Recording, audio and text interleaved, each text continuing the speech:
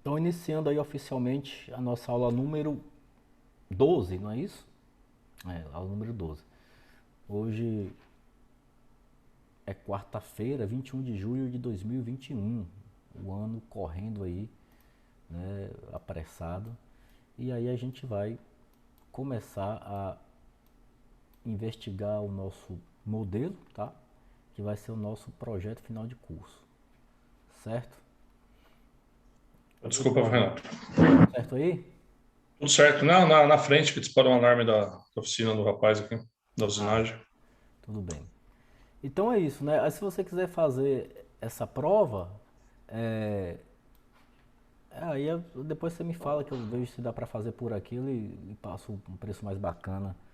Oh, bacana. Que aí como aqui a gente não tem demanda ainda, né? Não faz muita diferença aqui para o mercado local se o cara é certificado ou não, né? Com o tempo acaba é, surgindo, mas aí região aí que tem mais essas, que tá mais avançado, né? Mais amadurecido, né? O trabalho com BIM, aí realmente o pessoal faz diferença. Então tem empresa que pede, né?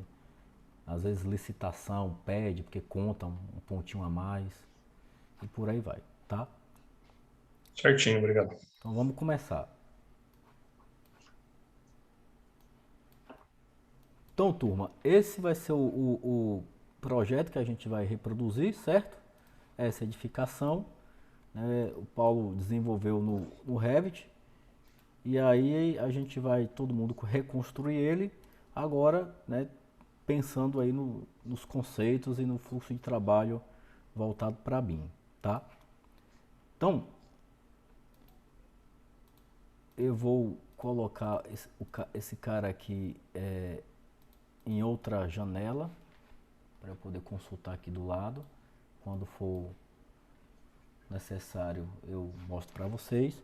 E aí a gente vai começar do zero, tá? Vamos começar do zero aqui. Então, olha só, turma. Começando do zero, certo? Então, a primeira coisa que a gente vai fazer aqui é partir de um template. A gente não tem template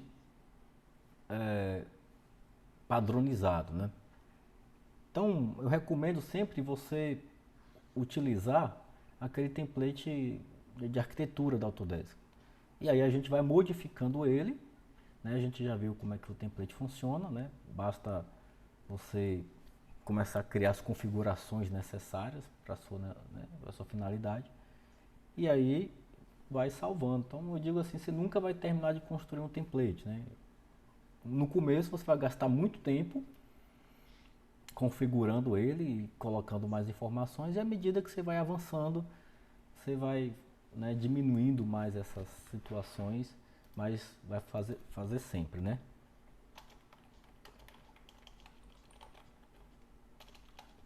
Vou responder aqui. Pronto. Então a gente vai começar com o template default BRA PTB, certo? Então eu vou aqui em arquivo, né? Novo, projeto, e a gente vai buscar aqui o template, procurar esse carinha aqui, tá? Pode acontecer de você não ter ele no seu computador quando, né, você faz a instalação. Esse pacote de vários arquivos de famílias, template de famílias, o Revit geralmente instala quando você está fazendo a instalação dele, ele faz o download da internet. Se por acaso você não tiver, aí você tem como fazer o download, né, desse pacote e extrair para o seu computador. Ele já vai para a pasta correta lá, né, a pasta específica do Revit, né, que ele precisa. Tá? Então deixa eu colocar esse print aqui para vocês. E eu vou abrir aqui, certo? Ali já veio para cá, né? Você vai dar um OK. Então, turma, por enquanto vão acompanhando comigo, né? Esse processo a gente faz em conjunto. O, o site onde você encontra aquele material, você pode colocar assim no Google, ó, Revit 2022, né? Library Content Download. Coloca assim, que ele já vai sair logo na primeira pesquisa, né? Primeiro resultado. Aqui, tá vendo? Aí ele tem algumas informações aqui, aí você vai ver que ele tem, ó, brasileiro português, tá aqui. Você faz esse download e aí ele vai carregar um arquivo, né? Esse arquivo você vai executar. Detalhe, sempre execute ele como administrador. Bota o botão direito do mouse e executar como administrador, certo? Você precisa fazer isso, porque senão ele vai acabar não conseguindo executar. Então, porque ele vai pedir acesso a pastas do sistema para poder salvar os arquivos. E aí, se ele não tiver acesso ao administrador, ele vai dar erro, tá? Então, deixa eu mostrar aqui mais ou menos como é que é, ó. Deixa eu ver se eu tenho um download dele aqui. Acho que eu fiz o download recentemente. Tá aqui, ó. Tá vendo? Então tá aqui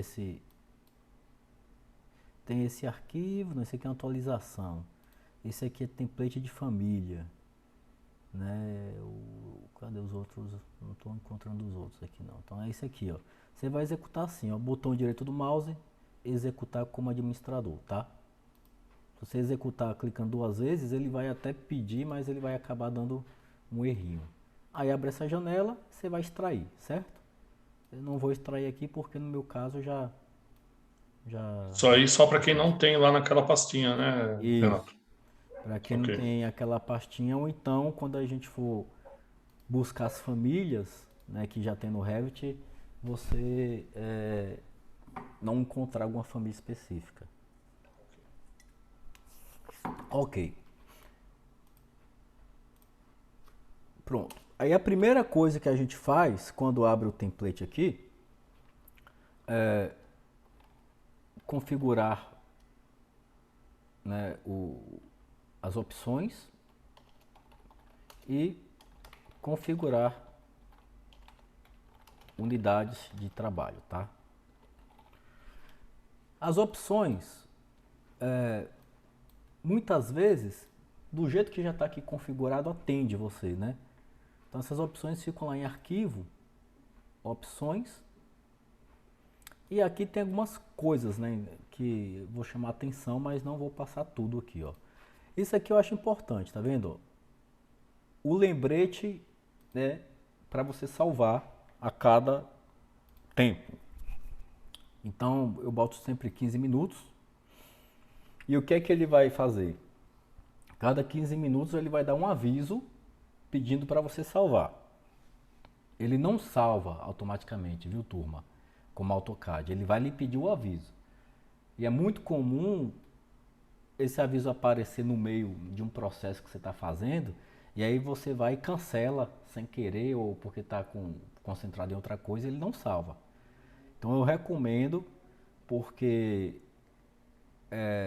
você gasta muito tempo, principalmente quando você está começando no Revit, para fazer determinadas coisas, e 15 minutos de modelagem concentrada ali, você faz muita coisa. Né? Principalmente quando você está criando família, criando tipos, e aí se você perde, poxa, esse retrabalho, né, é chato. Esse outro recurso aqui, ele não vai fazer muito sentido para a gente agora, mas é o tempo que ele dá para o aviso, para ele sincronizar com o arquivo central, né?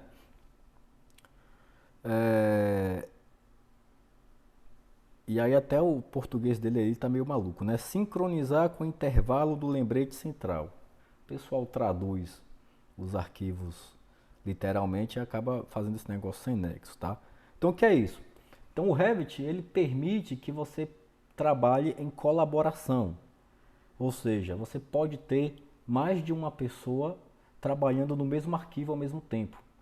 Desde que você tenha uma rede bem, né, configurada, esse é um processo bem rápido.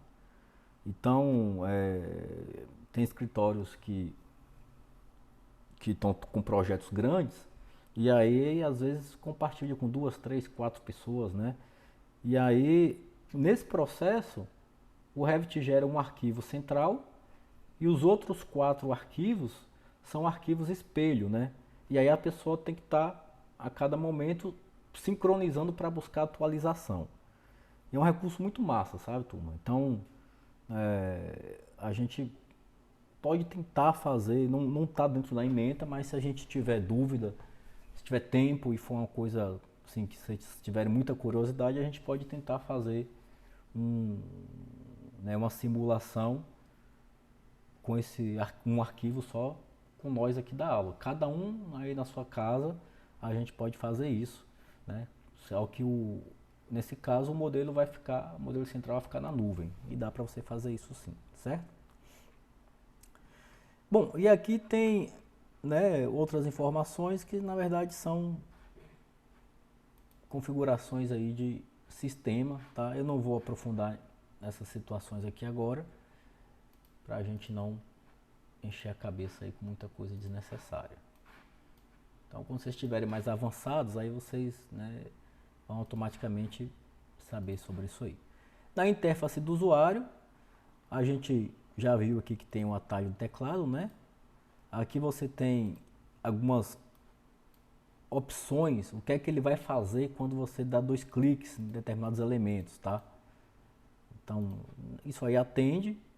Aqui ele tem esse recurso, que eu acho muito bacana, né? Principalmente para quem está começando, que é a assistência de dica de ferramenta.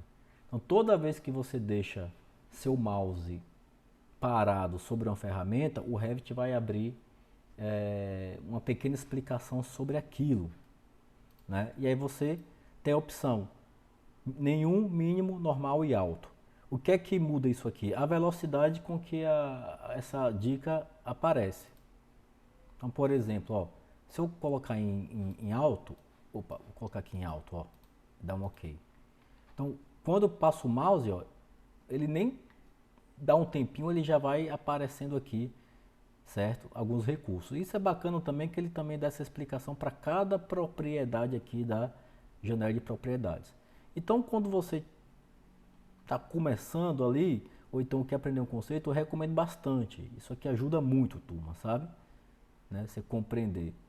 Em alguns recursos, eles aparece até um pequeno vídeo, ó, explicando o que a ferramenta faz, tá vendo? Então, você muda isso porque se você deixar no normal, né, ele demora mais um pouquinho. Você tem que deixar o mouse parado e esperar, né, e aí ele aparece lá. Então, geralmente, né, você muda isso para alto quando você está começando, depois você deixa lá a configuração que você quiser, tá bom? Aqui você tem uma opção aí de deixar a interface escura ou clara, né? Ele só muda ali a cor, tá? Esses outros elementos eu não vou falar agora também não, certo? Para não encher muito também informação desnecessária. Ou melhor, não necessária nesse momento.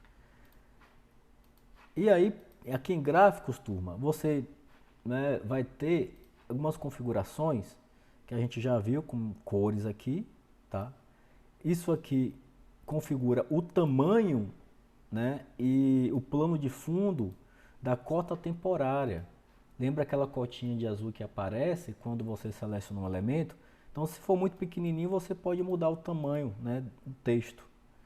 Aqui, você tem algumas configurações que vão ter o desempenho de acordo com a sua placa de vídeo, né? E aqui ele coloca aqui, ó, simplificar a exibição durante a navegação da vista. Quando você rotaciona ou move ou faz algum processo, o Revit deixa de exibir alguns elementos para poder o seu movimento ficar mais fluido, ele não utilizar muito recurso gráfico. Então, eu desmarco porque eu não gosto muito daquele efeito, mas quando o modelo fica pesado, aí eu volto a marcar. Tá bom? Aqui você também tem opções para o Revit suavizar as linhas. Então se você desmarca isso aqui, né, você quando faz elementos inclinados ele fica meio serrilhado, né? Ele fica meio assim com efeito serrilhado. A depender da sua placa gráfica ele vai trabalhar isso ou não.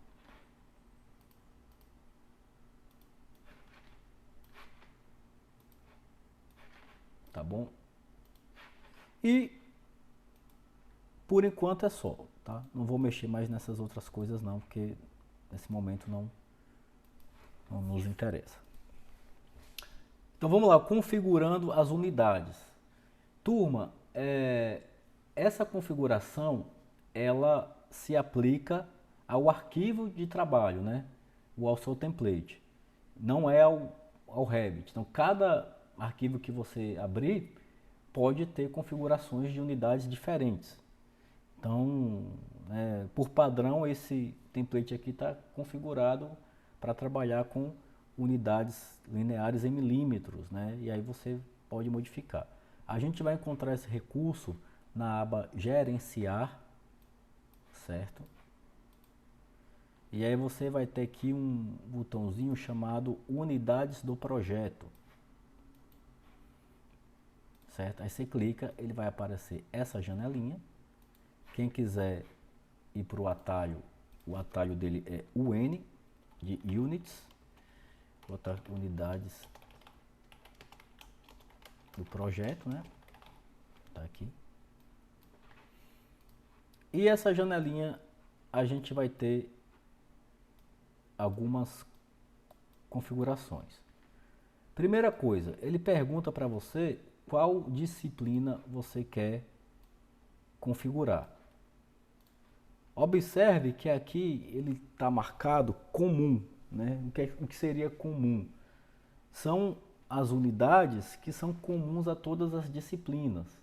Então, se você estiver trabalhando com hidráulica, né, ou elétrica, ou estrutura, ou, né, o HVAC, né, que é o Heating, Ventilation e Air Conditioning, né, que é aquecimento, ventilação e ar-condicionado, ou AVAC, né?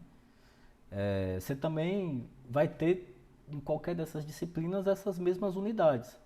Ângulo, área, distância, comprimento, né? Você vai ter as mesmas unidades, por isso que ele chama de comum, comum a todas as disciplinas.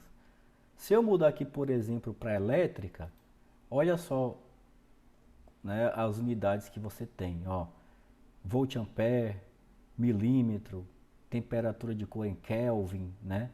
Taxa de custo de energia, né, que é o BTU, que é o British Thermal Units, alguma coisa desse tipo. Taxa por potência, né? Corrente em ampere, eficácia lumens watt, hertz, lux, candela, lumens, candela, volt, enfim. Aqui resistividade elétrica, né, ohm em metro. Se você vier aqui para a parte de energia, por exemplo, aí aqui tem uma porrada de unidade que não é a minha praia, né? Eu nem vi isso na faculdade, para falar a verdade. Eu acho que isso aí é assunto de uma especialização, alguma coisa. Ó. Kilojoule metro Kelvin, né? Joule por grama, Pascal, nanograma por Pascal segundo metro quadrado.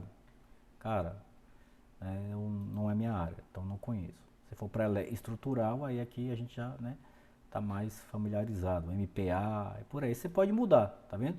Então quando você clica no botãozinho desse, você tem algumas outras opções, ó, né? Pascal, Libra Força, Megapascal, né, Quilopascal, enfim. Então a gente vai, né, se preocupar aqui com as unidades que são comuns a todas as disciplinas. Então só para você ver como é meio que impossível uma pessoa dominar tudo do Revit. O cara teria que ter, né, 4 ou 5 formações diferentes.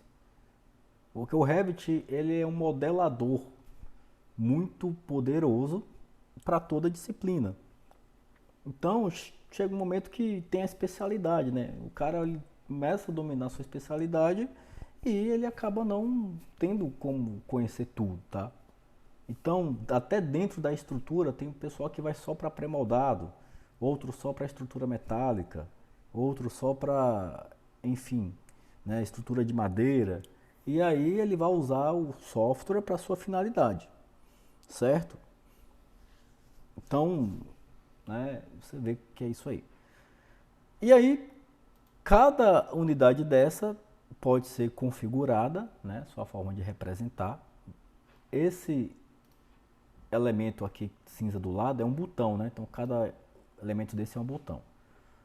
Tá? Então ao clicar, ele aparece aqui essa janelinha e você escolhe as opções. Então o ângulo eu quero representar em graus, eu quero deixar com 2 casas decimais e eu quero colocar o símbolo de unidade. Certo? Então sempre a gente vai mudar essas 3 opções, ó. Né?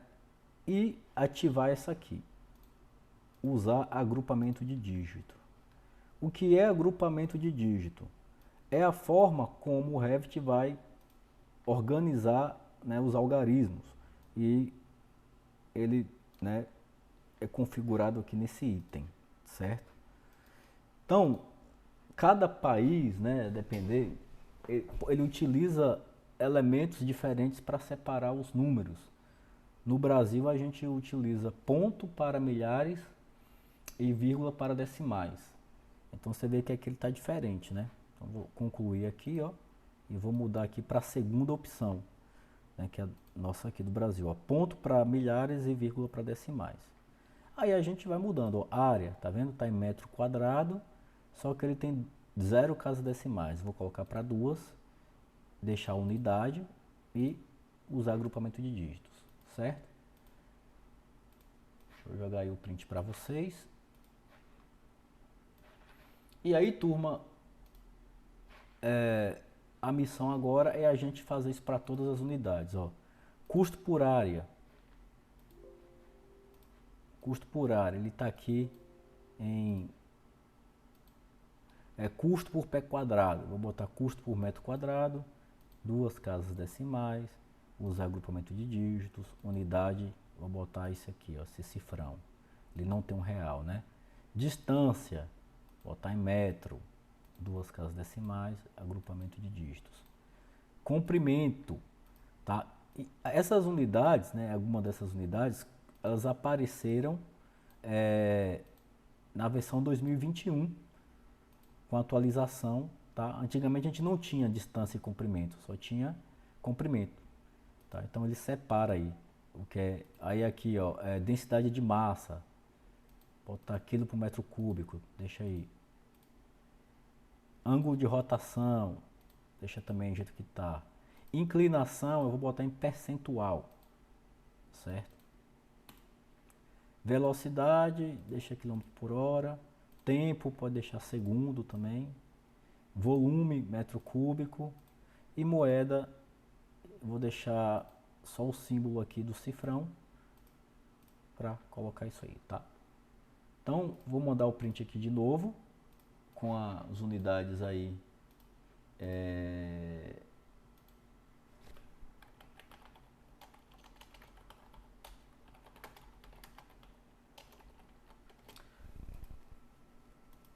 E aí, por favor, reproduzam essa configuração, tá? Vê aí, e assim que vocês terminarem, vão me dando um ok. Pronto, assim que você terminar, salva logo esse arquivo, que a gente vai utilizar ele em todas as aulas, tá? Salvem em um local conhecido, para que a gente possa depois encontrá-lo, tá? E aí você vai salvar isso aqui, pbin pfc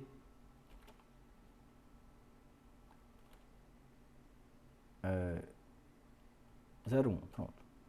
Eu vou depois colocar como o checkpoint, né? No meu caso tem checkpoint, o de vocês não precisa, tá?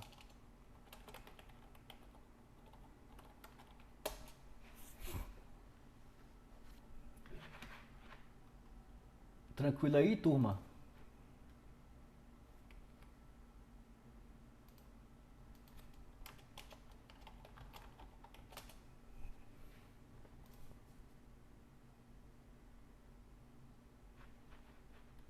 Foi todo mundo aí? Bia, Gliciele, Madison, Raquel. Só perdi o nome do arquivo, Pebin.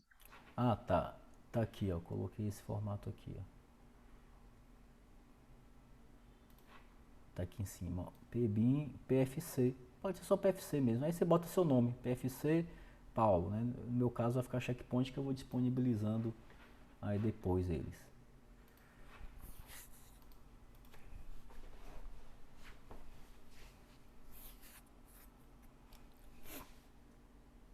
Segue.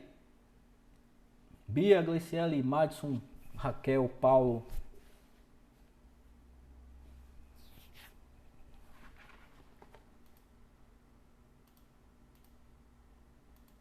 E a turma tá diminuindo, né? Cadê essa galera, rapaz?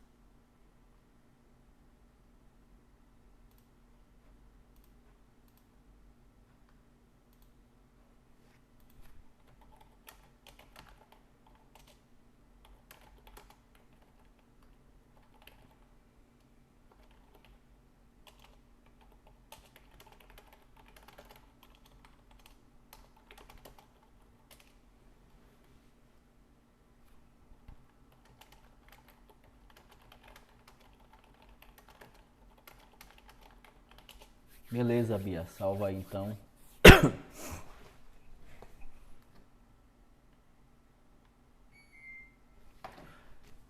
Aí, turma, na sequência, eu recomendo bastante, tá? Sempre para reprodução ou para início de projeto, você configurar e sempre ter elementos de referência. Esses elementos de referência, né, serão os elementos que a gente encontra aqui, ó, na aba de arquitetura, aqui nas últimas opções, ó, tá vendo?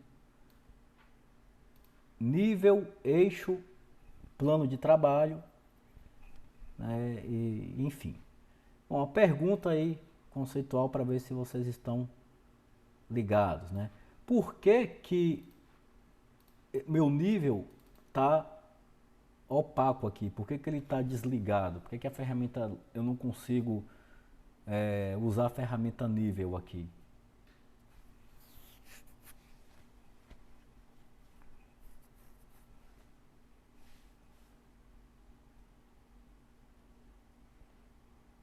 Quem dá um palpite? Porque eu não tenho nada ainda para que ele aceite o nível, né? Não tem nenhum elemento ainda. Quase lá, quase lá. Isso aí, a Bia falou, ó, porque não está na vista de elevação. Exatamente, que eu estou numa vista de planta baixa. Eu só posso construir nível em uma vista, né, que seja perpendicular à vista de planta baixa, ou em uma vista de corte, ou uma vista de elevação, né? Se eu abrir a elevação aqui, ó, agora ela fica ativada, tá? Exatamente isso.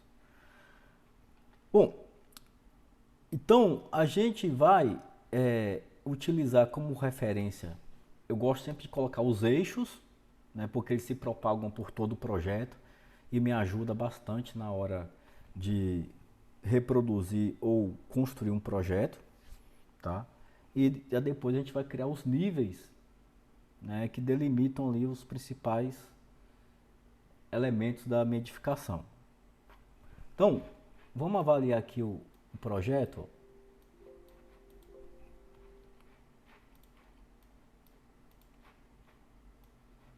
Tá?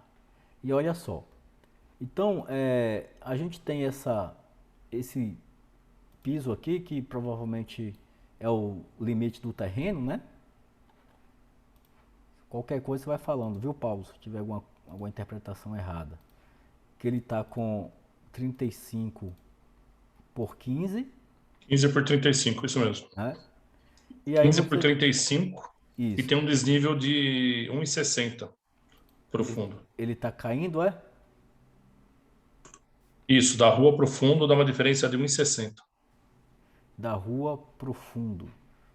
Então, deixa eu passar um corte aqui. Mas eu acho que eu não fiz aí não sabia fazer. Então Certo. eu não fiz. Mas a casa vai ficar, vai fazer um aterramento ou a casa acompanha o desnível? Como é que vai ser isso aí? A, a casa vai fazer um aterramento. Isso aí vai dar diferença na hora de fazer a piscina, né? Que eu não vou precisar cortar tanto para a piscina, né? Então é como se a rua tivesse aqui, na verdade aqui na Isso, frente, e aí o terreno perfeito. tá caindo assim, né? Exatamente. O terreno tá, opa, deixa eu.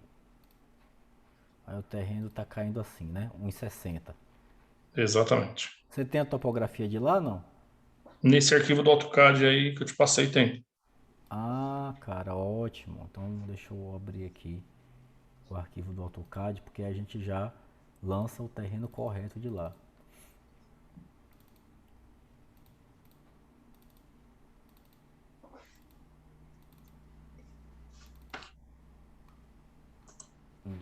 Falta agora eu achar onde é que eu salvei. Eu acho que eu. Deixa eu ver aqui, Paulo, onde é que eu salvei esse arquivo. Eu pensei que eu tinha colocado na pasta da turma, mas não tá. É, ele é o lote 271, né? Arquivo lote. Exato. Deixa eu ver se eu tenho ele aqui, cara. Se puder enviar para mim novamente, até pelo Envio, envio WhatsApp sim. mesmo, eu acho melhor. Certo? Aí, turma, é o Perfeito. seguinte. Então, a primeira coisa que a gente vai fazer é criar um eixo, né? Que eu, que eu delimite aqui o limite do terreno. Eu gosto de fazer isso. Depois a gente vai criar um outro eixo para delimitar o limite da edificação, né? Eu gosto de fazer assim. O limite do eixo, o limite da edificação. Então minha edificação ela está aqui, deu aqui uma, deixa eu colocar aqui a parede. Ele está aqui dando uma pequena imprecisãozinha, mas a gente vai adotar 1,50 nessa lateral, né? Aí aqui a gente adota, eu vou colocar nessa face principal 5,30 e aqui ele tem 1,50 também, certo? E do fundo a gente tem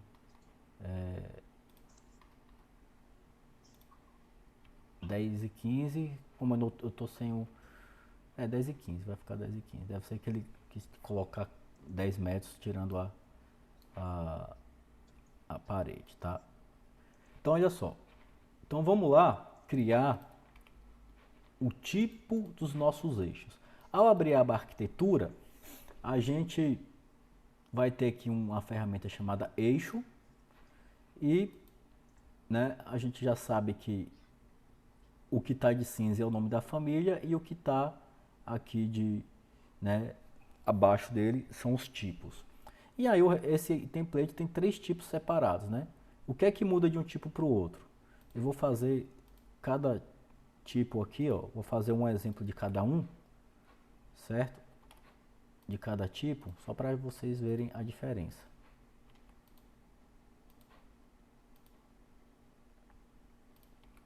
Então, se você observar, deixa eu até crescer eles mais um pouquinho, né? Daqui escalão para 50, né?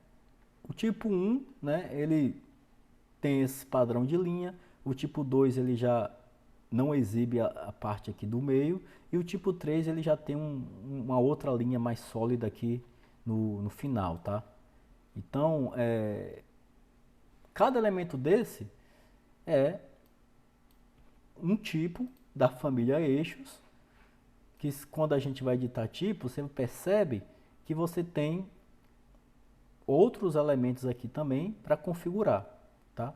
Então você configura o símbolo, que o símbolo por sua vez também é uma família, né? O segmento central você coloca aqui e o padrão, né, também do segmento é uma configuração de linha, né, que a gente também pode configurar. E aí você tem aí algumas outras opções, tá? Então, esses dois tipos aqui, ó, eu não vou utilizar no meu modelo.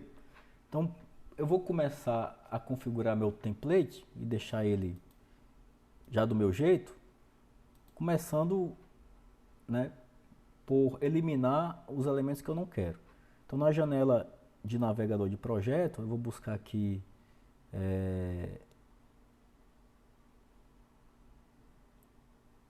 símbolos de anotação, não é bem símbolo de anotação, deixa eu ver se eu consigo encontrar a família aqui, eixos.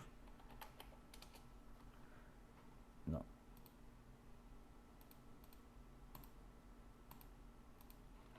Ver se eu consigo buscar pelo nome dele, que tá boia de 6.5. Eu acho que, deixa eu ver, boia, opa,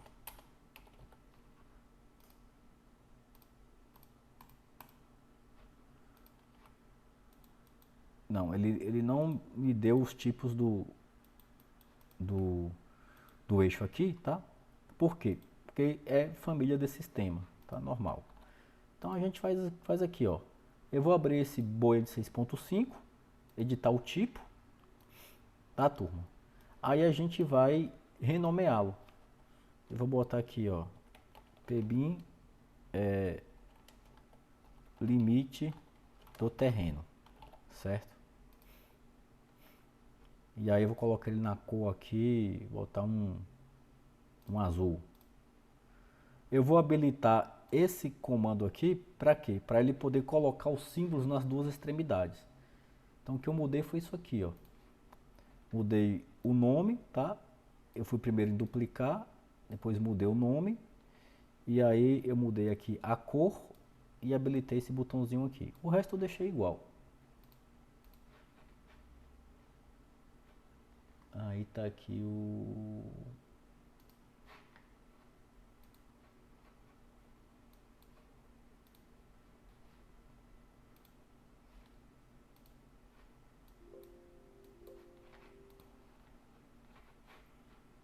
Ó, a pasta tá aqui. Aí tá aqui o atalho para vocês. Certo? E eu dou um OK. Aí tá vendo como ele ficou? Já ficou daquele formato lá. Aí turma, o seguinte, a gente sempre adota a origem do projeto, né, em um ponto que seja o mais extremo da esquerda inferior. Então se eu observar nesse modelo aqui, abrir aqui a vista terreno, ó, esse template acho que já foi modificado, mas na própria vista térreo, se eu apertar aquela lampadazinha que a gente viu ontem, ele vai exibir os elementos ocultos. Aí você está vendo que aqui, ó, é o 00 do projeto. Então, aparentemente ele ficou aí no eixo do terreno, tá? Mas a gente, né, geralmente coloca no ponto esquerdo inferior, né? Já expliquei isso, por quê. Então, eu começo fazendo meus níveis, vou abrir aqui a vista terreno, tá? Nessa origem. Então vou fazer aqui, ó, vou chamar o atalho GR, e aí vou fazer um nível aqui para cima, né?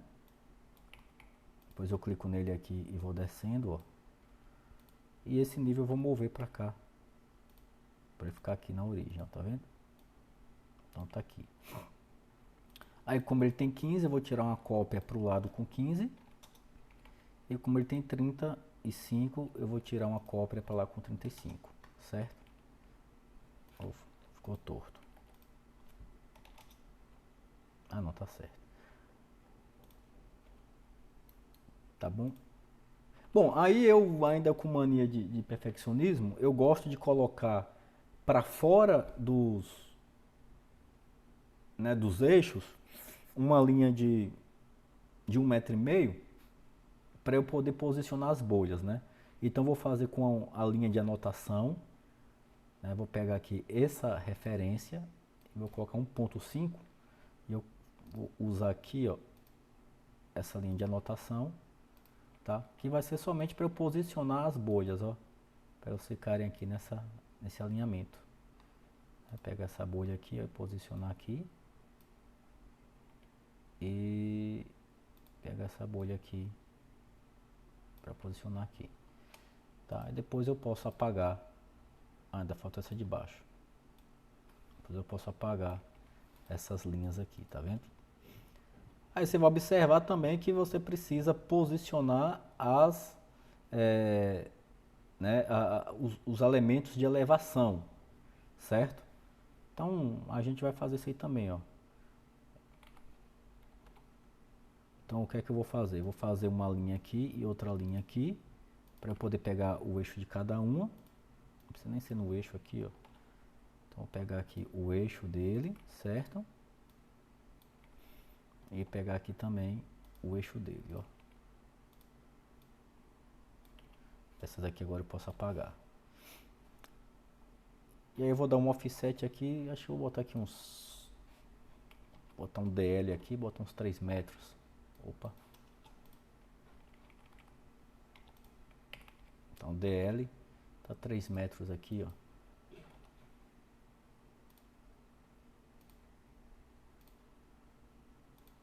E aí esse ponto onde está cruzando é para onde eu vou levar aqui os meus elementos de visualização, tá? Ó, botar ele aqui para o nosso projeto ficar arrumadinho. Então, eu gosto sempre de fazer isso, turma. É um trabalho. Isso aí eu posso deixar no template já, né, Renato? Isso, exatamente. Você já deixa no template. E tá aqui, ó. Pronto. Aí eu pego esses carinhas aqui e apago, tá?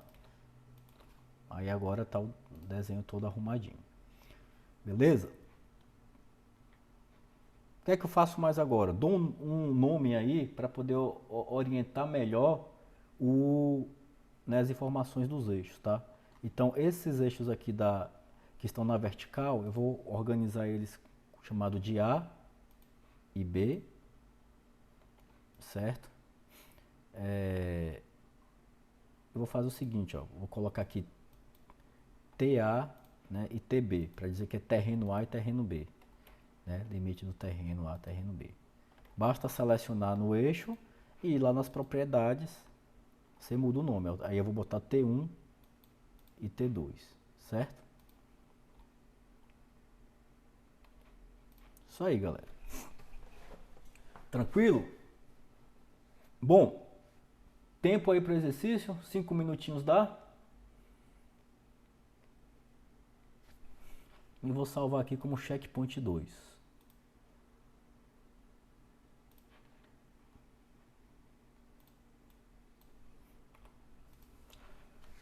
Certo? 5 minutinhos aí para vocês reproduzirem. É importante acompanhar aqui com a aula, tá, turma? A partir de agora a gente vai fazer assim, né? Já que a gente já viu muito conceito, a parte expositiva já foi muito, agora é a parte prática, tá? Então, ganha muito quem está aqui acompanhando comigo, tira sua dúvida aí na hora, beleza? Então, vou tirar aqui o print, né? E aí eu vou dar 5 minutinhos para vocês fazerem, certo? E já vai ser o nosso intervalo também, né? Hoje eu vou diminuir o intervalo porque ontem eu dei um intervalo maior. Então já são 8 horas, eu dou um intervalo aí 20h05 a gente volta. Pra gente recuperar o tempo de ontem. Esse temporizador aqui online é massa, eu uso ele sempre. Só configurar aqui que ele já desperta. Até daqui a pouquinho, turma.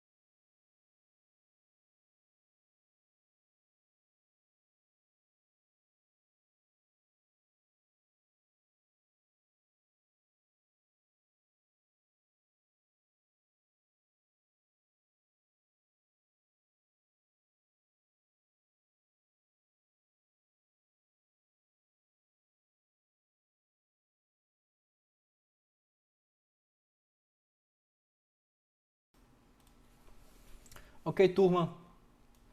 Alguma dúvida? Conseguiram reproduzir aí? Bia, Glicielen, Terminando aqui, sem Lucas, dúvida não. Madison, Raquel. Não deixa a dúvida para depois, tá? Ô, Renato, Opa, como é que eu faço para ficar essas bolhas aí? Porque o meu só ficou a bolha só na ponta. pronto. Aqui, ó. Você vai editar o tipo, né? Você pode selecionar uma delas e editar o tipo. E aí você vai marcar essas duas opções aqui, ó. Ah, entendi. Tá vendo? Porque ele Ok. chama aqui, ó, extremidade um e extremidade 2. Então, por padrão, ele só tava com uma marcada. Aí você marca as duas. Ou então, no próprio Beleza. elemento aqui, ó, você pode também desmarcar, tá vendo? Então, essa é uma opção que também afeta tanto instância quanto o tipo, né? Ou seja, eu posso configurar cada instância ou o tipo para poder exibir isso.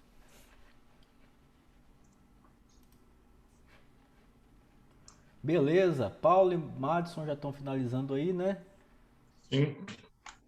Bia, Gleicielen, Lucas, Raquel, como estão, turma?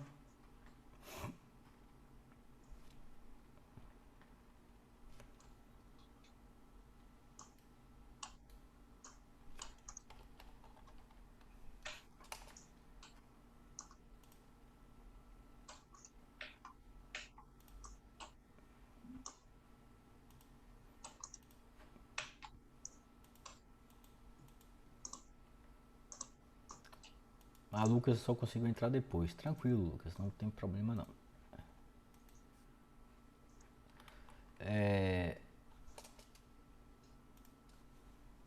Então, olha só, turma.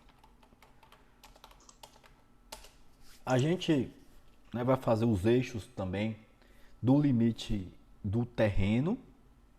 Já fizemos, né? A do limite da edificação. E eu também gosto de colocar os eixos, né, no meio, né? No meio do lote. Mas vamos avaliar aqui, ó. Esse aqui é o empreendimento, né? Bonito, né? Um lugar bonito. Fica onde, Paulo? Jaguariúna. Muito bom, ó, bonito. E aí, turma, aqui tem um projeto de plantação, né? E tem as curvas de nível, tá? Então, a primeira coisa que eu vou observar aqui é se essas curvas de nível elas estão com elevação. Se não tiver, o arquivo não serve para nada para mim aqui, tá? Então, o Paulo me mandou aqui o arquivo. Eu vou dar uma limpadinha aqui só para poder exibir.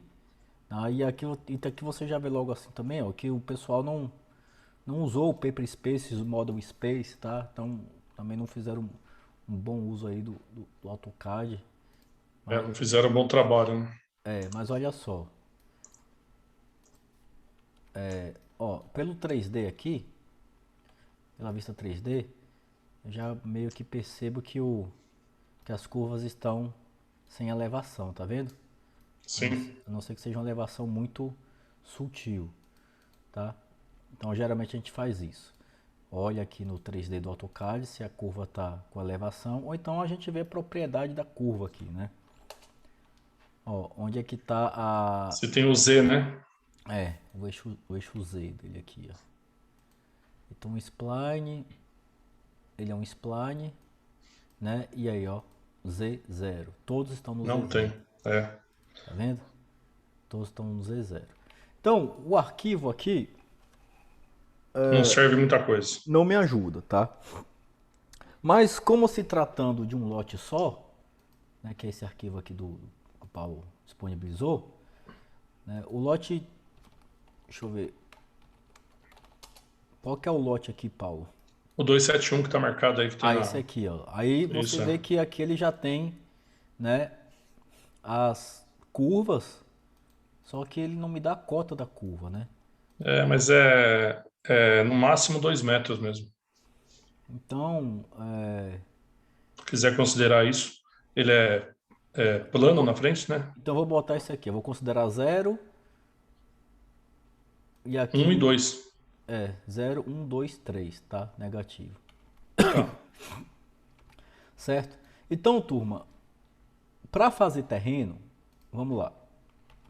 A gente utiliza a aba massa e terreno, tá vendo? Essa aba aqui, massa e terreno.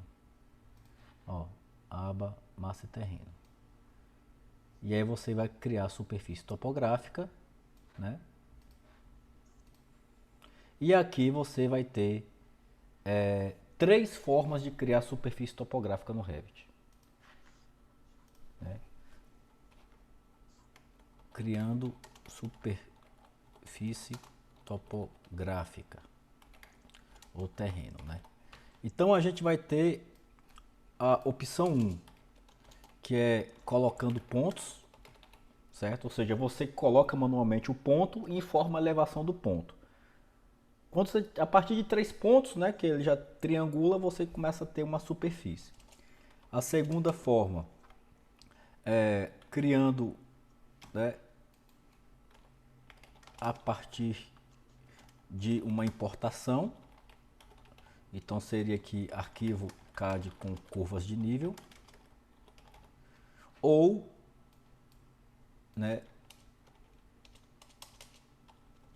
criando a partir de arquivo TXT, né, com as coordenadas dos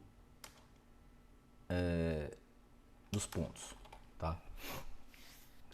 Então, cara, são essas 3 formas.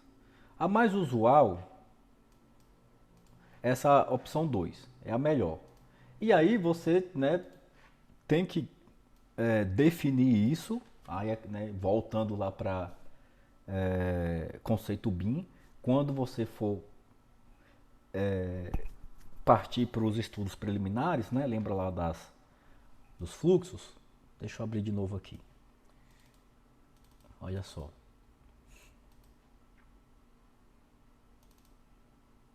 Deixa eu abrir aqui o fluxo para você entender como é que a coisa tem que ser toda arrumadinha, tá? Aqui é o fluxograma, tá? Então olha só, a gente viu isso aqui, né? E aí você vai aqui na terceira etapa, que é início de viabilidade, aí ele vem aqui, ó, né? Levantamento topográfico. Para esse fluxo, ele deu aqui essas entregas, ó, IFC ou nuvem de pontos,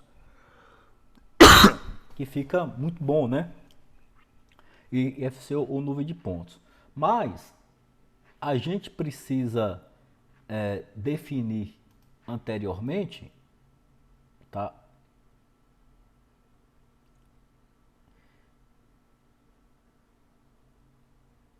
Aqui, ó. Onde é que vai estar aqui? Aqui, ó. Mais ou menos aqui, ó, tá vendo? Definição de matriz de responsabilidade BIM e do organograma contratual do desenvolvimento do projeto.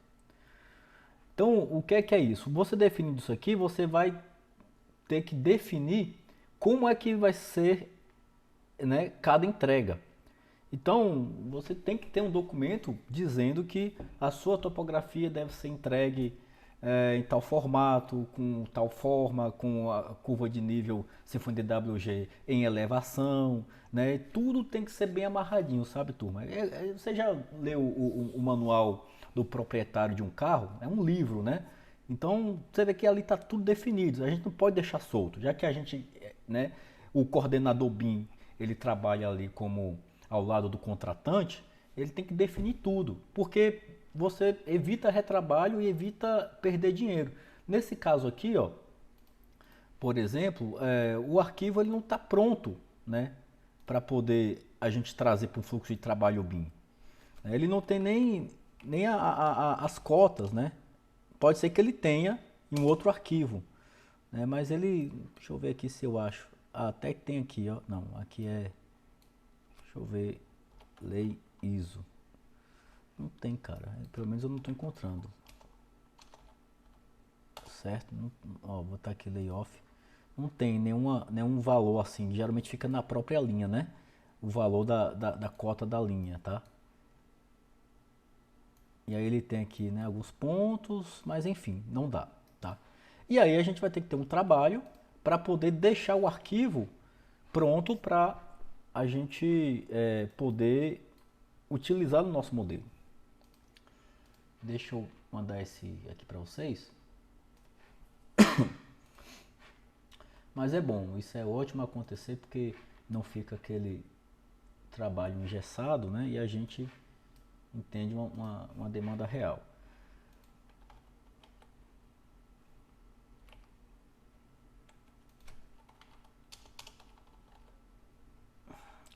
Deixa eu aproveitar aqui a situação e tentar fazer a instalação de um outro software aqui em paralelo para mostrar para vocês o que é uma topografia com nuvem de pontos, tá? Deixa ele instalando aqui.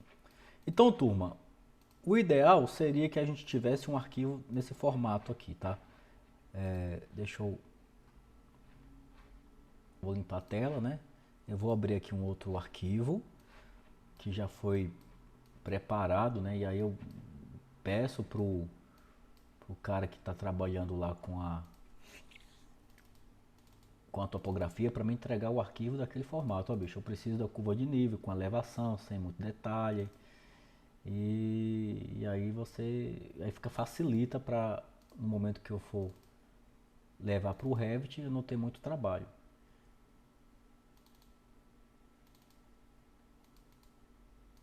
Então, olha só.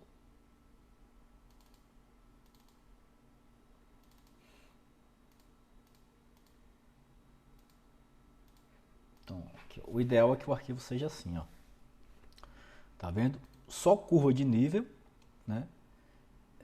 E ele com as elevações, tá vendo? Então, se você observar, não, esses elementos aqui não é nem esses elementos que eu quero. Tem uns elementos que não deveriam estar ali. Deixa eu rotacionar aqui assim, ó. Se você observar, ó, tá vendo? Que ele tem elevação. Cada curva tá ali acompanhando a elevação, certo? Agora cadê o cara que sumiu? Aí. Opa. Tem que pegar aqui ele como eixo para ele rotacionar aqui, tá vendo, turma? E aí sim, aí o Revit vai chegar, né? O que é que o Revit vai fazer? Ao carregar esse arquivo no Revit, ele vai utilizar cada linha dessa e transformar em ponto. Tá bom? E aí, a partir dos pontos, ele gera a superfície topográfica. O que acontece também é o seguinte, já tive situações em que o arquivo não tinha linhas, tinha somente pontos. E aí, galera, é mais trabalho ainda. Porque a gente precisa exportar os pontos do AutoCAD, né, para gerar um arquivo de ponto, né, um arquivo de texto com a coordenada do ponto. Aí eu preciso exportar o ponto do AutoCAD, levar para o Excel para poder configurar como o Revit recebe esse ponto e aí você, né, faz todo esse trabalhinho para poder chegar lá, tá? Deixa eu só abrir aqui uma outra situação para mostrar para vocês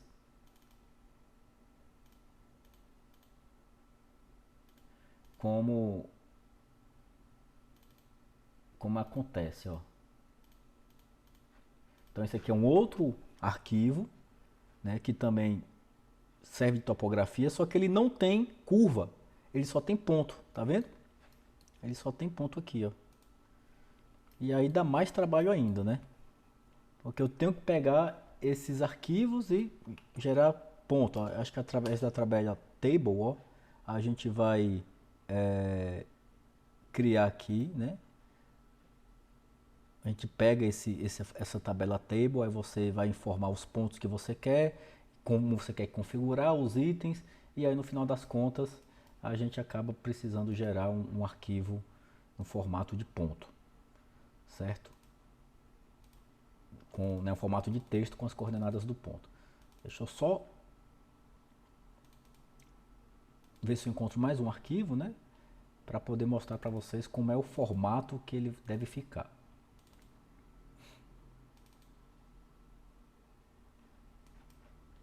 Se eu não encontrar, aí a gente deixa para um outro momento.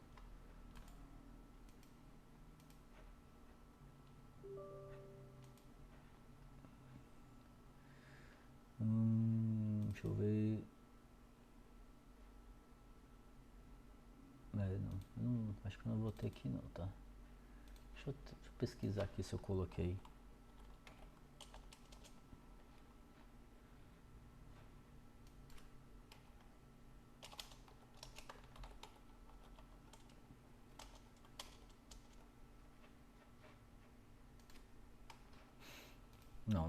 Não tenho aqui fácil, então vou ter que procurar depois, tá? Então a gente vai ver isso aí depois, certo?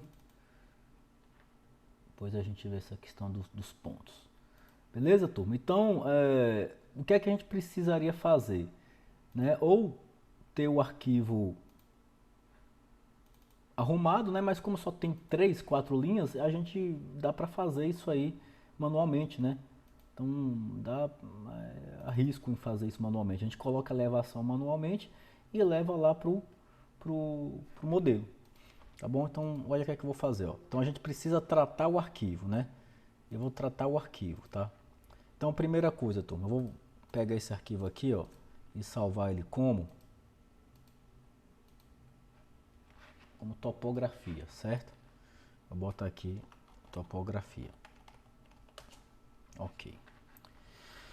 E aí eu vou apagar esses elementos aqui, né? Também esses caras aqui eu vou apagar também, certo? E observe que o terreno é ligeiramente fora do eixo, né? Ele está ligeiramente inclinado. Então a gente, né, o Paulo considerou ele todo retinho, mas a gente poderia também considerar do jeito que está aqui, tá? Então eu vou só utilizar essa referência para eu poder pegar, né, a inclinação correta.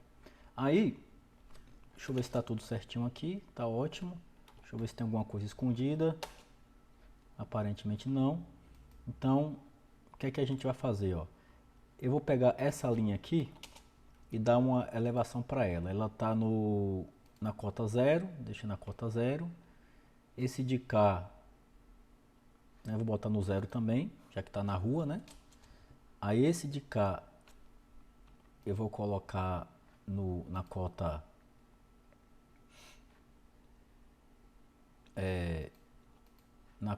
-1, deixa eu ver, 0, 0, esse eu vou botar na cota -1, ó, no eixo Z, tá vendo? -1, esse aqui eu vou botar na cota -2, né? Esse aqui eu vou botar na cota -3. E aqui já tem o suficiente para delimitar nosso terreno, ó. Agora tem detalhe, deixa eu só observar uma coisa. Porque eu estou considerando que o arquivo está em metro, né? Se não tiver, parece que sim.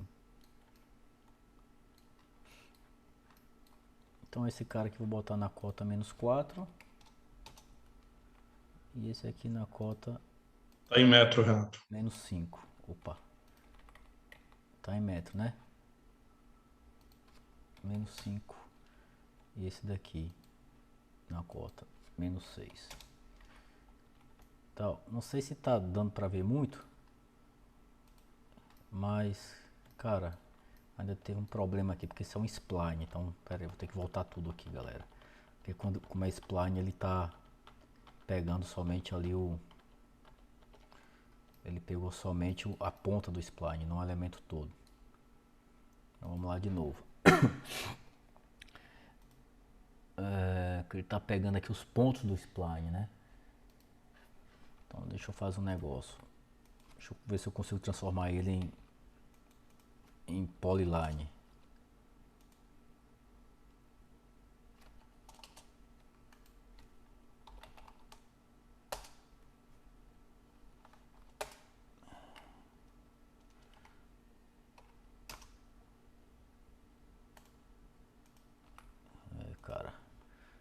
Virou polyline, mas o bicho fechou, né? Trabalhinho isso aqui, tá, galera? Deixa eu apertar nele J aqui pra ver se vai.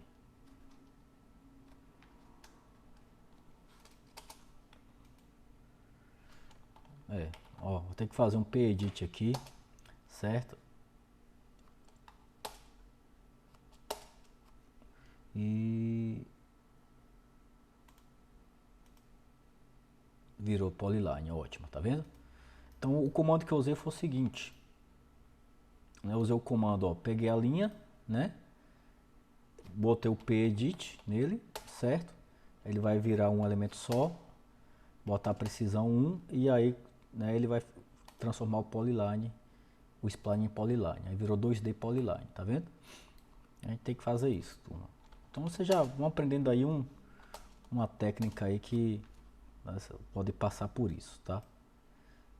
Virou polyline, ó, ele tá spline e aí eu vou transformar em polyline. Porque no spline eu não consigo botar a cota, né? Ele vai acabar, como é que eu posso dizer? Colocando aquela cota somente numa das extremidades, ou cada eixo, né? Cada ponto do spline eu tenho que colocar ali um valor. Vai dar muito trabalho, não tá certo não. Enfim, eu só estou fazendo assim também porque são poucos elementos, né? Se fosse muita curva, sem condições, não dá para rolar, né? Ok. Então agora a gente consegue, né? Vou até pegar esses carinhas aqui, ó. Aqui tá curva mestra e curva auxiliares, tá? Eu vou até isolar os outros. Vou botar aqui layoff.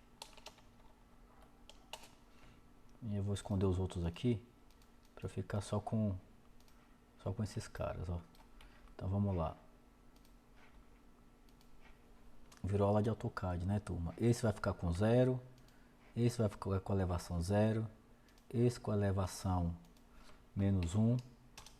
Aí foi tudo, tá vendo? Esse com a elevação menos 2, ó. Esse cara com a elevação menos 3, esse cara com a elevação menos 4 e esse cara com a elevação menos 5 e esse cara com a elevação menos 6. Ótimo, agora sim, ó. Agora a gente tem, né, o perfil aí da curva. Tá ótimo. Pronto. Então a gente deixa o projetinho arrumado aí, né? Observe que o 00 está aqui, então eu não vou, né, o ideal era que a gente, né, que o arquivo de topografia ele ficasse na cota real, porque você herda do arquivo de topografia, né, as coordenadas lá pro Revit, é assim que o Revit faz. Só que esse aqui o pessoal colocou numa coordenada 00 que não faz muito sentido. Então, já que ele fez isso, eu vou aproveitar e vou botar o meu lote também no 00, né? Para quando ele ir para lá e para o lugar certinho. Aí botar aqui 00, né? Tirar o F8 aqui. Opa. O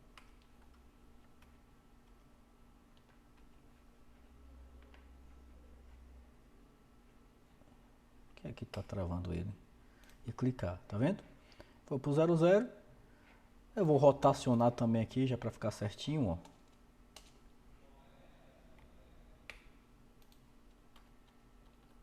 E eu vou disponibilizar esses arquivos para vocês, tá? Pronto. Aí aqui eu vou fazer uma pequena alteração aqui, tá? Opa. Ixi, parece que tem uma curva que não veio, ou ela interrompe aqui mesmo? Não entendi. Então deixa ela aí. Eu vou fazer uma pequena alteração aqui para eu colocar o tamanho do terreno igual que o Paulo colocou lá, ó. Então vou botar aqui 35, 15 por 35. né? 15, 35, 15. Certo? E esses elementos aqui eu vou apagar também. Deixa aí. Beleza, turma? Ótimo. Então salvei o arquivo. É bom dar uma purgada nele também para poder, se tiver algum bloco, alguma coisa assim escondida, item de referência, ele não dá erro. Olha o xref também para ver se tem alguma referência externa, não tem, tá ótimo. Salva. E aí tá aí. A trabalheira que a gente teve só para poder preparar o arquivo, né? Bom, então, como eu vou criar de um levantamento que já está existente, tem esses critérios, né? Eu preciso que as linhas estejam com elevação. Aí agora eu vou inserir um vínculo de CAD, tá? Você vai na aba inserir vínculo de CAD. Ó, tá vendo? Pediu para salvar o projeto, né? Aquele aviso. Salvei. Aí a gente vai pegar a topografia. E aí olha só, as informações que a gente precisa se preocupar, são essas de cá. Então, primeira coisa, cores, vou deixar preservado, camadas, né, deixar todos aí, unidade de importação, vou botar em metro, vou desmarcar isso aqui, aí a gente coloca aqui, ó, automático, origem interna para origem interna. E aí quando você abrir, ele vai, né, posicionar o terreno aí, ó, tá vendo? Posicionou o terreno aí, tá? Ele vem como vínculo, né? Se eu isolar o vínculo, tá vendo? Aquela linha amarela que eu fiz, caiu exatamente onde a gente colocou os nossos eixos, né? Tá vendo, turma? Tá aí, ó. A linha amarela exatamente onde estão os eixos. Aí aqui agora fica bem facinho, né? Massa e terreno, superfície topográfica, e é o ponto, né? Eu não vou colocar ponto, eu vou criar da importação. E aqui são aquelas duas opções que eu falei. Ou clicando, né, na instância de importação, ou selecionando um arquivo de texto. Clicar na linha de importação, ó, cliquei. Aí ele vai perguntar aqui para mim, quais, né, camadas vão me informar os pontos. E aí eu vou marcar só aqui curva auxiliar e curva mestra. Então dá um OK. Ó, ele identificou aí os pontos, né? Poucos pontos. Só 62, geralmente passa aí dos 2000, do 1000, a depender do projeto. Só que aqui eu tenho um problema, essa curva não seguiu, mas deixa lá. E aí ele criou a minha superfície. Deixa eu colocar aqui uma cor consistente para você ver, tá vendo? Tá aqui a minha superfície, ó. Olha só. Tá vendo, turma? Se eu ativar aqui a caixa de corte, né? Olha só. Tá aí a superfície, ó. Então tá aqui o meu nível 0. E aí o desnível aí que o Paulo fez, beleza? Então é bem isso aí, tá? É bem isso aí. Pronto. Só que eu não quero esse terreno todo, né? Eu não quero esse terreno todo, eu só quero parte dele. Então a gente vai utilizar um recurso, tá? Vai anotando devagarzinho. Se falar que tá muita coisa, me avisem. Eu vou utilizar um recurso chamado dividir superfície. Eu clico na superfície e eu vou fazer aqui um retângulo. Vou dar um offset de 2 metros, vai. E vou fazer ele aqui, ó. E concluo. Aí essa superfície se transformou em 2. Aí agora o que eu não quero, eu jogo fora.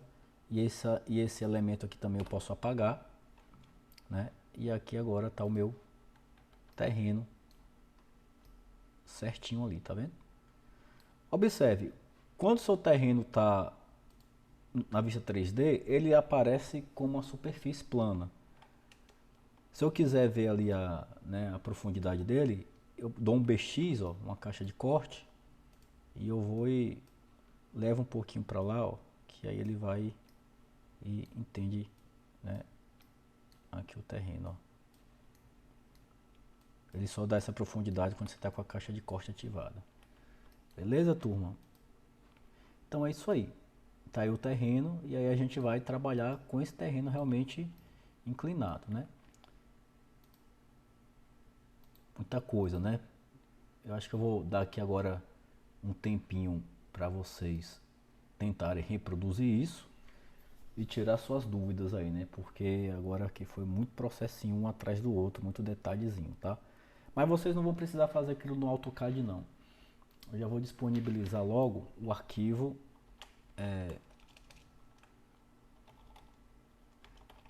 da topografia.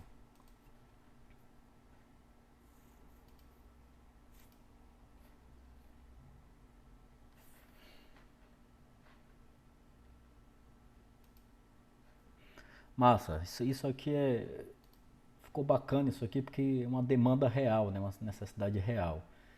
Não, não foi uma situação que a gente trouxe pronta, tá? Então vai estar dentro do base pro exercício, né? Eu vou pegar aqui o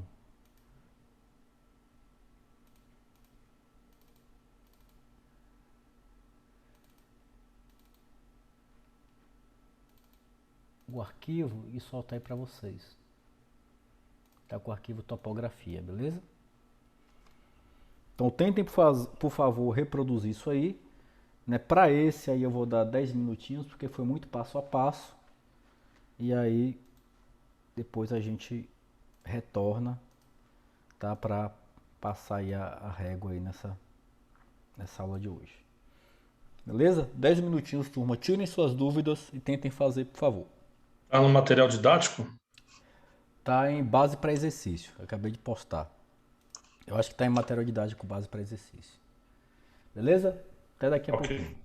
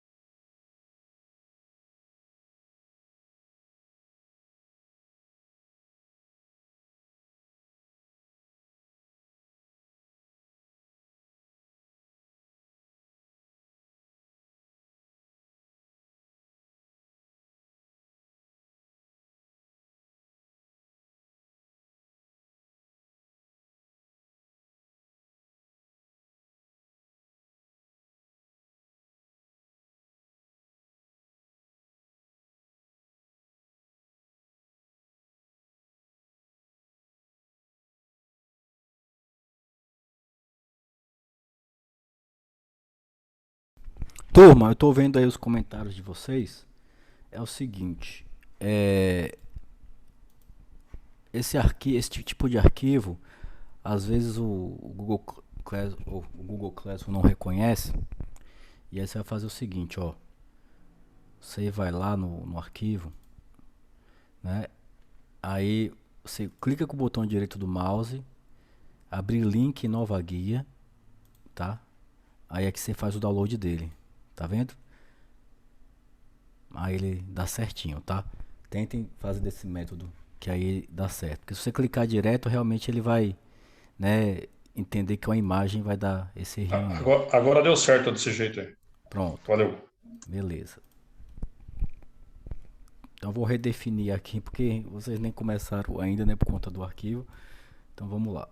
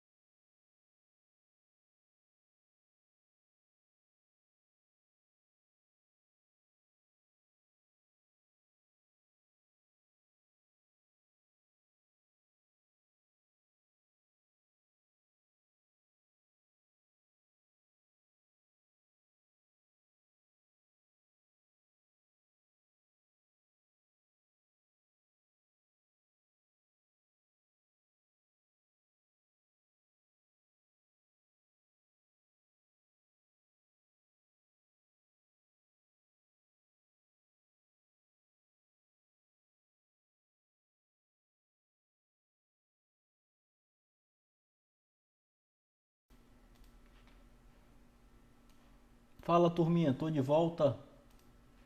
Ó, o Paulo conseguiu aí. Beleza, Paulo? Tive alguma dificuldade? Bia? Tive na hora do corte, de separar o terreno ali, mas aí eu consegui aqui. Pronto. Bia conseguiu. Glicielen, Lucas, Madison, Raquel. Dá um alô pra gente aí no chat aí. Ou microfone, né? Agora, isso aqui deve ser da. Antes de eu perguntar, deixa eu ver, né? A profundidade dele da caixa de corte. Ele dá. Eu ia falar a espessura do terreno, mas é da caixa do corte, É né? isso, é a caixa de corte que ele dá isso aí, tá? Beleza. Madison disse que a internet deu uma cortada e por aí vai. Turma, aí é o seguinte, né?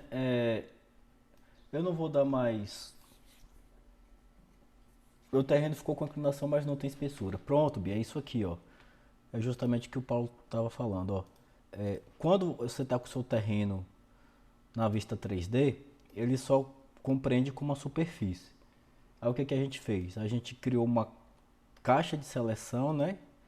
Que é esse recurso que a gente tem aqui, ó, quando seleciona o elemento e clica aqui, ó, ou o atalho BX. E aí ele cria uma caixa de corte ao redor do elemento selecionado. Aí você vai com a alça aqui, ó, empurra um pouquinho, tá vendo? Empurra um pouquinho para ele poder visualizar, tá? E é justamente por isso, né? Deixa eu mostrar para vocês que eu coloco meu terreno um pouco fora do limite do terreno, para eu ter justamente esse efeito visual aqui. Porque numa vista em perspectiva, numa renderização, né, na prancha para apresentar ao cliente, fica mais bacana, né? Ó, eu vou ocultar a caixa de corte, a gente já viu ontem, vou ocultar aqui os níveis, ó, tá vendo? Vou ocultar aqui os eixos também. Ó, como é que fica aí, tá? Você bota aqui sombreado, né? Ó, fica aí, tá vendo? Terreno bem bacaninha. Tá bom? Então, esse é o checkpoint 2, né? Eu já salvei. Bom, de qualquer forma, eu vou salvar com o checkpoint 3. Não custa nada. E eu subo eles lá, tá? Bom, por hoje não vou dar mais conteúdo, né? Eu acho que já foi demais. Quem não conseguiu, assiste o vídeo e tenta reproduzir. Aí amanhã a gente vai começar, né? Nem estava dentro da minha programação, né? Mas com a informação do Paulo de que o terreno é inclinado, eu acabei direcionando a ementa, né? A gente vai aprender como a gente vai fazer o aterro e até a gente aprender como calcular o volume de aterro necessário, tá? A gente já vai ver isso aqui. Tranquilo? Bom, nesse minutinho final, eu quero mostrar para vocês aqui um outro software, né? Aqui, ó, foi esse software que eu falei para vocês, tá? Que é aquela questão que ele falou lá, né? Aquela entrega que ele falou, topografia com nuvem de pontos. Então seria mais ou menos isso, turma, tá vendo? Então isso aqui foi um levantamento topográfico feito com drone, né? Ele cria várias imagens com técnica de aerofotogrametria e aí depois a gente joga as imagens aqui e ele processa. Então olha só, né? O bacana é que aqui a gente tem o levantamento tridimensional, tá? Então ele pegou as árvores aqui, pegou todo o terreno, ó, e aí você tem esse recurso. Isso aqui são justamente as nuvens de pontos, né? Se eu pedir para ele mostrar aqui sem textura, deixa eu ver. É mais ou menos isso aqui, ó. Só que ele criou uma textura, né? Com outro software, deixa eu abrir o outro recap aqui, para ver se fica claro a nuvem de pontos. E isso aqui você pode levar para o Revit, né? Você pode levar para o Revit e utilizar isso aqui para construir. Ou posso levar para o Civil 3D, né? Criar uma curva de nível, né? Um plano altimétrico através desse arquivo, tá? Então, com a precisão, né, muito boa. E esse aqui foi um levantamento simples, né? A gente pode fazer levantamentos mais complexos e que o drone faz um voo cruzado, né? Ele cruza num sentido, cruza no outro para poder a gente ter esses recursos, tá? Então isso é o recap da Autodesk, né? Aí você vê que ele não pegou direito aqui o muro, né? Porque ele pegou mais de cima, mas cara, ó a precisão disso aqui, né? Então é muito bom, ó, tá vendo? É uma precisão muito boa, tá? Então o que ele não está com precisão é por causa das folhas, né? Realmente, mas você consegue ter aí levantamento muito bacana. Deixa eu ver se eu tenho um outro para abrir, para mostrar para você. Isso, Matos, ajuda muito, meu amigo. Ele ajuda muito, viu? Porque você consegue, né, fazer isso aí. Inclusive no Revit também, né? Lembre de cobrar depois de eu mostrar para você aqui como a gente faz análise solar de acordo com o terreno, né? De acordo com o terreno certinho, tá? Lembre disso aí. A gente pega o terreno e posiciona o sol certinho e a gente vê lá a posição. Isso é porque no meu caso, Renato, vamos supor, eu estou num lugar que tenha alguns prédios ao lado, eu preciso saber, dependendo da altura de cada prédio, como é que vai ficar o sombreamento nessa casa ao lado, entendeu? Pelo Exatamente, que eu estou Marcos. vendo aí, parece que ele tem mais ou menos uma base de Rapidinho, deixa eu só atender a porta aqui. sombreamento. Não saiu ainda não, rapidinho, tá?